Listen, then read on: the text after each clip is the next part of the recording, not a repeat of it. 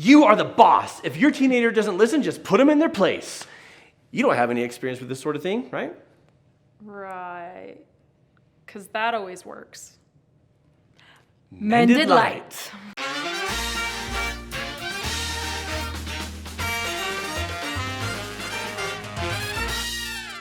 Welcome to tTherapistsSay, where we ask you, the viewer, to tell us about bad advice that you receive from a therapist or from a trusted person in your life.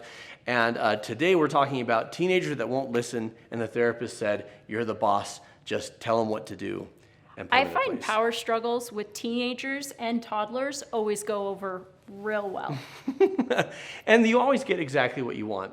Mm-hmm. Here's the thing about that, though, honestly, is that if you engage in a power struggle, you could win that battle.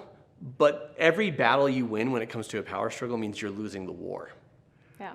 Right? Because you're losing respect, you're losing influence, and you're creating a situation where a person resents you enough that they're going to rebel. And so many controlling parents are just baffled when their kids go the opposite direction of what the parents said, right? And you can get into this place very easily where you're just fighting to fight. Yeah, just to establish dominance. Ego is on the line. And the ego is going to fight to the bitter end. Well, and that's the thing. Emotionally, it's ego. And if we're honest with ourselves, that's what's going on. But we don't think about that. We think about it in terms of, well, I'm the parent, and there must be order in the household. And if there's not order, there's chaos, and I cannot let them win. And so we get into this false mentality, this false dichotomy of the parent's going to win or the child's going to win. Right. And there's a healthier way to do this, which we're going to talk about after our movie clip. Yay, movie clip. For Freaky Friday, La Lohan, also known as Lindsay Lohan. Did you know that her celebrity name is La Lohan? I had no idea. I know you didn't, but I did. La Lohan, she's been in trouble at school. Her mom's going to list the problems that she's been having, but she very much values her bedroom door and the privacy that it affords. And her mom takes away her door, and we're going to see their interaction right here. I don't think he knows I even exist. It's so stupid to think about him, but I can't help it. Jake!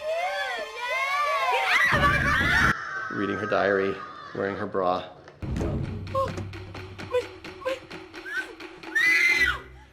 She saw it. Time to check out those Lakers. I'm with you. Do you remember that Gibbs is in this? No. Oh, did you see what happened to my door? I spoke to your principal What? just now on the phone. Where's my door? Privacy is a privilege, Anna. Where's my door, Mom? Your door will be returned to you, Anna, if and when you I can need my explain door. to me. You give me that door, or I will kill myself. Oh, can I watch? Harry. Shut up! Oh! I think we can dispense with the drama. And maybe you can just calmly explain to me why you were in detention twice today? Okay, I went to detention, but that was only because Stacy Hinkhouse kept hitting me on the head with a volleyball. Honey, when is this conflict with Stacy Hinkhouse going to end? Never, because she's an insane psycho freak, and you'd know that if you paid like a speck of attention. Anna? What? I think you know I pay attention, Anna. Enough to know that you got an F in English today? Well, Mr. Bates is out to get me. Oh, him too? Yeah. You know, he just looks for ways to torture me. Like today, the one time Jake even spoke to me, he totally... Who's Jake? He's just nobody. So mom's asking questions and thinks she's listening, I'm interested. Try me. but she's only listening to respond, not to understand. Just this really amazing Mom's already made up her mind. detention, but... That's promising. See? Do you see? Why do I even bother telling you anything? Okay, who's up for Chinese? Ah! You're ruining my life! I'm moving out of North. I'm never coming back ever again. Does that So many remind things. you of anyone you know? So many things. Is that a leading question? It is, but we've got a daughter who sometimes screams. Oh, yeah. I thought you were talking about the mom, and I was like, No, you don't do that. I was talking about our daughter. Yeah. Generally, females tend to be more emotional, and they're really fun to parent.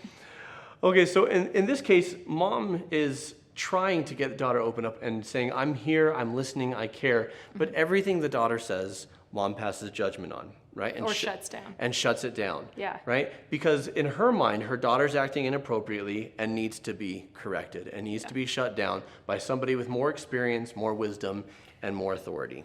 And from an adult perspective, we can see that the motivation behind the mom of, I love her, I want to protect her, I want to save her pain by, not getting interested in this guy that she met in detention. It's only going to cause you heartbreak. But that's not what she's communicating. Yeah. She's communicating power and authority. So how do we step out of power struggles in our relationships with our teenagers, especially the ones who don't listen? I know that one's a leading question, but I also know you have some experience with teenagers who may not be listening. Yeah. So I find teenagers and toddlers very similar. And if in our interactions with teenagers, we kind of keep that perspective, it helps. But here's the thing, just a little neuroscience moment here. What is going on developmentally in their brain is really similar, right? There's thousands of synapses being connected, right? The same thing happens as a toddler and the same thing happens as a teenager, right? Their brain is in growth mode, right? And so it causes them to be really emotional, as teenagers, hormonal, and they ask for love in the most unloving ways. Yeah. And when they're going through that as toddlers, what's happening is they are recognizing that they are a person who has the ability to make decisions. And what do their boundaries look like within the walls of their home and within the environment of their family? Yeah.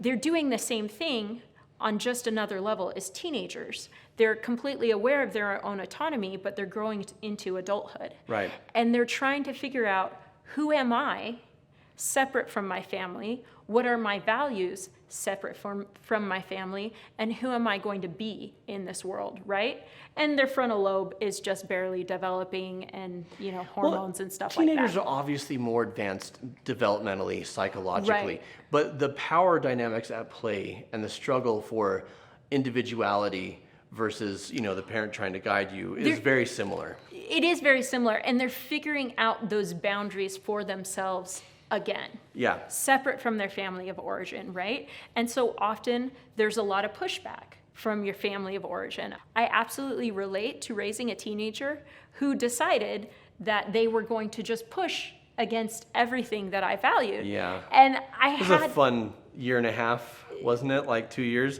I'm not saying it's over, but like... No, but I coming out of it. had these conversations with said teenager, right? And I said, do I value you as a person? Yes. Do I respect your ability to make your own choices and have your own opinions? Yes. I said, why do you not allow me the same courtesy, right? And typically what we have is parents projecting onto a child because we love them, because we want to keep them safe. But what is being communicated isn't love. What's being communicated is generally the control part of the power struggle. And what I have found is so these are my two core foundational levels of advice when it comes to parenting. And depending on your dynamics, I've heard it said that we either marry or give birth to our biggest challenge, right? And we absolutely... That is a very female perspective, though. And I don't mean that as a knock. I'm just saying, they're the only ones that give birth. Right.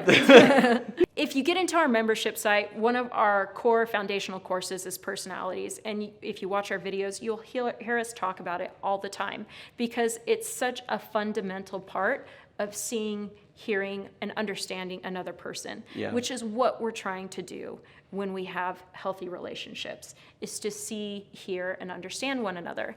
But here's the thing.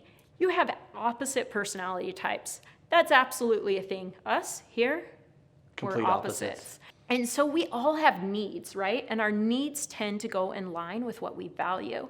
And so you might have a child that you love with all your heart, and you feel like your heart is walking around outside of your body, because that's a thing, that drives you crazy, crazy, right? I have these children. I have friends who have these children, right? Because our personalities are so drastically different, and therefore our needs are so drastically different. And we get caught in the chaos that those differences create instead of seeking to understand. Yeah. And so if you have been caught in that chaos for 10, 15 plus years, and you're now trying to raise a teenager with that dynamic of that chaos, it is going to be more challenging, because I can guarantee you they're absolutely going to be unreasonable. At times, all teenagers are going to be unreasonable. At times, as adults, we can be unreasonable. Parents can be unreasonable, for sure. And so stepping away from the power struggle. And so these are my foundational rules for parenting at all times. And at any point, you can have a script rewrite. We tend to fall into behavior patterns or certain scripts that we follow. And watching this clip, you can definitely tell. They've had this, not the door, but the interaction over and over about again. Different subjects. But the way, and I do this in therapy a lot, is I let people fight like once or twice. Yeah. So I can see what it looks like, because they will substitute out like what they're fighting over, Right. but how they try to resolve the conflict plays out over and over and over Right. again. And that's true with parenting teenagers. Yeah. And so number one foundational thing is love. The goal of the relationship is love, right? Yeah. And you notice that interaction, the goal of that interaction wasn't love. It was, I want you to not be in detention, and I want you to not be failing your classes. And there's validity to that. Well, and the mom thinks it's coming from a place of love because she does care about her daughter. But Yeah. again, her objective is not, I'm going to communicate to my daughter that she is worthy and she is loved first and foremost, and then deal with the situation. Yeah. It's inverted. I'm going to show her that my concern and my care is conditional on the fact on whether or not she gets good grades and she stays out of detention. Yeah. And we have lots of videos on this, but the conditional love versus the unconditional love, right? And so a different way to have that conversation would be to say, hey, I talked to your principal and I'm really concerned. Like, Yeah. you're failing English. What's going on? Yeah. What's happening? And And even so they're not on the defensive, like, this isn't like you, right. right? So I'm just wondering if you're okay. And then they'll say, I'm fine. And it's like, well, I feel like you're trying to brush me off by saying that, because clearly you're struggling, and I want you to know that I'm here for you. And I don't think less of you for anything that's going on, but you don't have to go through it alone, right? Yeah. And so often as parents, when we have these interactions with our children that are triggering for us, it's because we have a wound that we relate to from our own inner child, if you will, of what they're experiencing, right? And we don't want them to experience the pain that we experienced. Or we don't, or this is the way our parents treated us, and that's the only way we know how to interact, because that is the example that was set. Yeah. And so communicating that love, and that being the foundational reason for communication, and then seeking to understand needs and meet needs. Yeah. Those are the two key components. And then I would say, we don't have time to go into this now, but interacting as a parent in a form of agency-based parenting. Yeah. No, but agency-based parenting means we don't need to have a power struggle. This is not, you have to do what I say, and if you don't, now it's who's going to win. You don't have to do what I say. Here's your choices. Here's the consequences. Which one do you want to do? And then honoring that. And we can do a much longer video on what that looks like. You're exactly right. But that's what that looks like. We can sidestep the power struggle. It is not your role as parent to put a child in their place, to tell them what's what. It is not your role as parent to win.